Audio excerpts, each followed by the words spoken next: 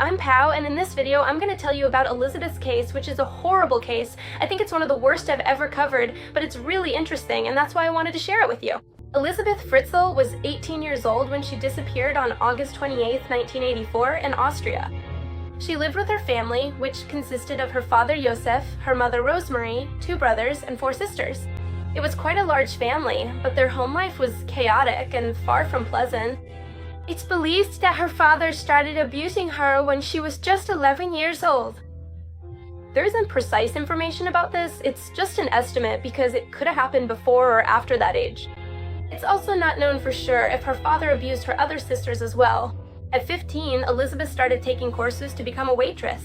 She just wanted any job that paid enough so she could leave home, be free, and get completely away from her father. In January 1983, she ran away to Vienna with a friend.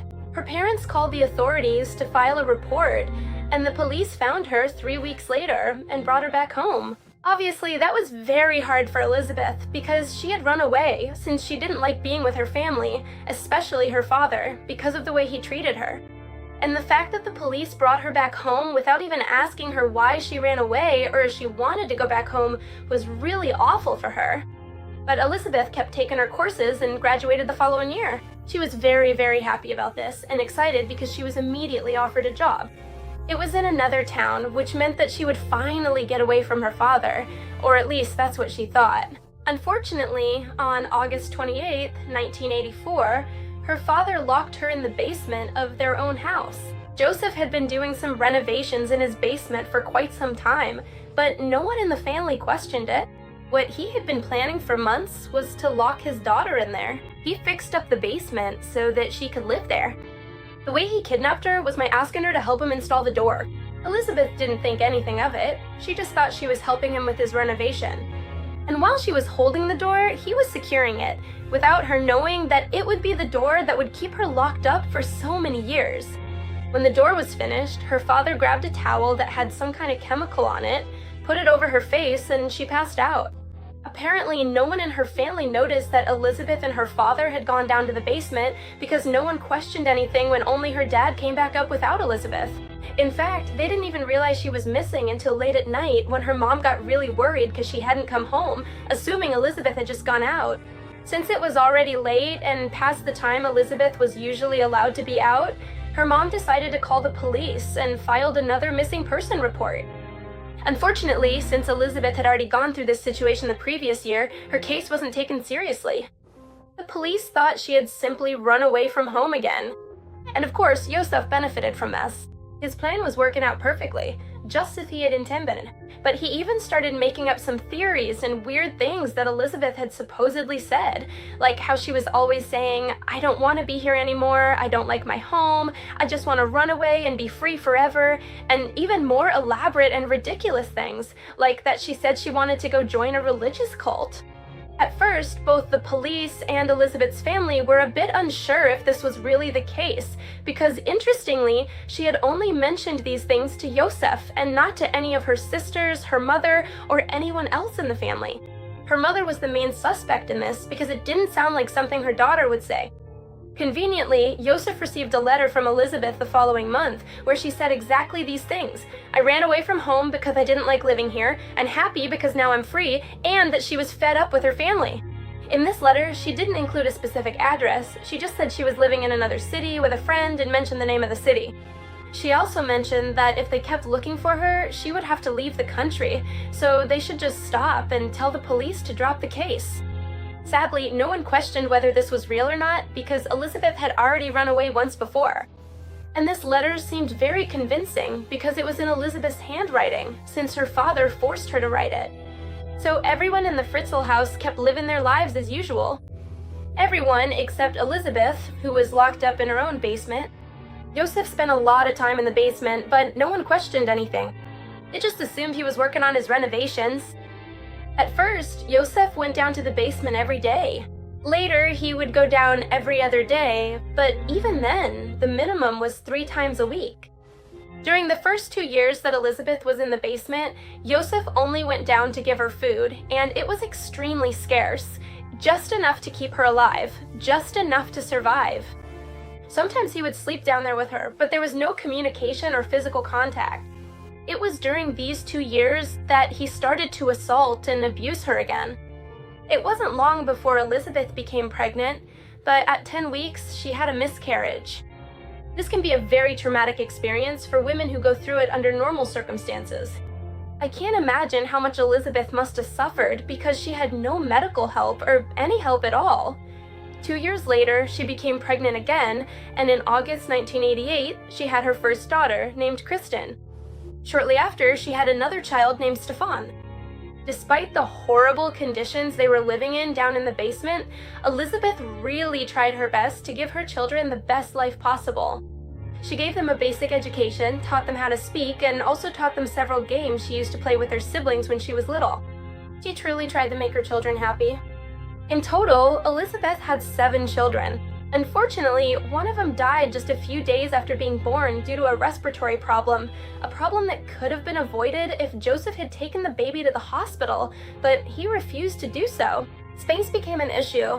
Elisabeth and her 6 children couldn't live in the basement, so Joseph decided that the first 3 children would stay downstairs with their mother and the other 3 would go upstairs to live with him. Obviously, it would have seemed illogical for Joseph to suddenly bring 3 children to live with the rest of his family out of nowhere, but he came up with a plan. He took the babies one by one. He put one in the bushes, another outside the house on the steps, in places where Rosemary, Elisabeth's mother, would find them. He left them along with a letter written by Elisabeth, saying that she couldn't take care of them, but that she trusted her mother to raise them and do a good job. Obviously, when Rosemary saw the babies with the letters, she accepted them and raised them as her own because they were her grandchildren. She missed her daughter a lot. She hadn't seen her in years, and now she had this new chance to have something close to her, her children. She also held on to hope that one day her daughter would come home to pick up her babies. Meanwhile, in the basement, space was still tight, so Joseph said they would have to expand the place. But of course, he wasn't going to hire anyone to do it, nor would he do it himself, so he forced the children and Elisabeth to do it. This could be very risky because he made them dig and create different sections. They could have made it unstable and caused the house to collapse. Even so, the place turned out to be impressive. It went from having just one room to having several. There were 2 rooms, a dining area, a bathroom, and everything was soundproofed so that the people upstairs wouldn't notice. Joseph started bringing different things to his children so they could feel a little more comfortable living down there, but of course, he didn't give them a decent life. As unbelievable as it sounds, Joseph's plan worked for several years. It wasn't until 2008 when Kristen, who was already 19 years old, became seriously ill. She had been sick for several days, and each day she got worse. Elisabeth was very worried about her daughter's life. It seemed like she was gonna die. She had to beg Joseph to take her to the hospital, but he didn't want to. He said it was too risky. Elisabeth had already lost a child because they didn't have medical care. She didn't want the same thing to happen to her daughter. Finally, he agreed because he saw Kristen was in a very critical state, but of course with some conditions. She couldn't talk about the basement, she couldn't talk about her family, no specific details at all. Elisabeth wrote a letter saying she was Kristen's mother and that she needed medical help, but she didn't put her name or any details, obviously. And so Joseph called the ambulance. What Joseph didn't consider was that Kristen was pale, not just because of her illness, but because she had never seen the sun. She was also very, very thin, malnourished. When she arrived at the hospital, the doctors questioned her immediately, but she didn't answer anything. But it wasn't just the doctors interrogating her, it was also the police. Just to clarify, Kristen didn't see Joseph as a bad man. She didn't know everything her mom had gone through. Her mom never wanted to tell them any of that because she didn't want them to live in fear, and she thought their way of life was normal because Joseph had manipulated her. Since there was no information about Kristen or her mom, the police started putting up posters and publicizing her in case someone recognized her. But of course, no one was going to recognize her. The only people who knew her were in the basement, and Joseph wasn't going to talk. The only clue they had was the call to the ambulance to pick up Kristen, and Joseph was the one who made that call. So the police started investigating him and reopened Elisabeth's case, and that's how they started to connect the dots. Now they suspected Joseph, mainly because of the mysterious letters that Elisabeth conveniently sent him every time he was questioned, so he would have one more piece of evidence. These letters were suspicious because they all basically said the same thing. I didn't like living with you, that's why I left, I'm happy now without you, I'm finally free. But the suspicious thing is that more than 20 years had already passed, because if you left your home 20 years ago, would you really still be sending this kind of letter? And the other letters they had were from when Elisabeth gave away her babies, which was even more suspicious. They started putting pressure on Joseph, not just the police, but also Elisabeth, because by then she already had a TV in the basement and knew what was happening with Kristen. She told Joseph that the best option they had to put an end to all of this was for him to let her out, that she would go pick up Kristen and then return to the basement, promising she wouldn't say anything about what had happened. At first, Joseph didn't want to, but it was the only option they had, because otherwise they couldn't pick up Kristen. That's how Elisabeth left the basement for the first time in 24 years. She went to the hospital to pick up her daughter, but they wouldn't give her to her. They couldn't prove she was hers because there was no birth certificate or any identification. The hospital called the police, who took her into custody to question her. At first, they only asked her about Kristen, why she had gotten sick, why she hadn't taken her to the hospital, why she wasn't feeding her properly, but then they started asking her about Joseph. That's when Elisabeth finally told the truth, but she said she would tell them everything only if they gave her and her children full protection. That same night, Joseph was arrested, and the police freed the rest of the children who were in the basement. Rosemary, Elisabeth's mother, fled the house with the other 3 children. At first, it was believed that she was an accomplice because she had fled, but after questioning her and Joseph, it was learned that she simply left because she was scared. She didn't know what to do, she didn't know how to react. Just imagine, she had just found out that her husband had been lying to her for so many years, and that her daughter, whom she thought was missing, had actually been living with her grandchildren in the basement all this time. Around this time, since Elisabeth's siblings were already grown up, they didn't live in their parents' house anymore, but they rented out the downstairs floor to some tenants. When the police questioned these tenants, they said they never suspected that a family was living beneath them. They did mention that they heard noises on a few occasions, but when they asked Joseph, he said it was nothing, or maybe just rodents.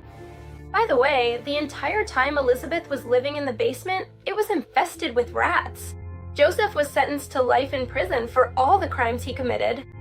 Elisabeth and her children were given full protection, a new identity, and were relocated to another state, allowing her to continue living a very private life. To this day, there are no photos of her or her children. Since the case became so huge, all she wanted was privacy. I think this is the case that has shocked me the most. I can't believe everything Elisabeth went through. How she spent 24 years in the basement without anyone noticing. I honestly can't even imagine it. And how is it possible that no one heard the babies being born, or the babies crying, or just the noise they made in general? I'm also amazed at how Joseph was able to manipulate so many people and make them believe that Elisabeth had really run away. It scares me to think what would have happened if Kristen had never gone to the hospital and they were still locked up to this day. I'm so glad that they're now free and have a new life, and that Joseph will spend the rest of his life in prison. In this video, I wanted to focus only on Elisabeth's story, but there are several documentaries about Joseph's life and all the things he did before committing these crimes. Seriously, it's interesting because of how disturbed he was. So if you're interested in seeing a video analyzing Joseph, let me know and I'd be happy to make it. That's all for this video. Please leave your opinion in the comments section. If you liked it, give it a thumbs up. If you're not subscribed, you should subscribe and turn on the notification bell so you get notified every time I upload a new video. I'll also leave my Instagram, where you definitely have to follow me because I post nice photos and I'm a little more active on my stories. And speaking of stories, tag me in your stories so I can share you in mine later. I love you all so much, and I'll see you in the next video. Bye!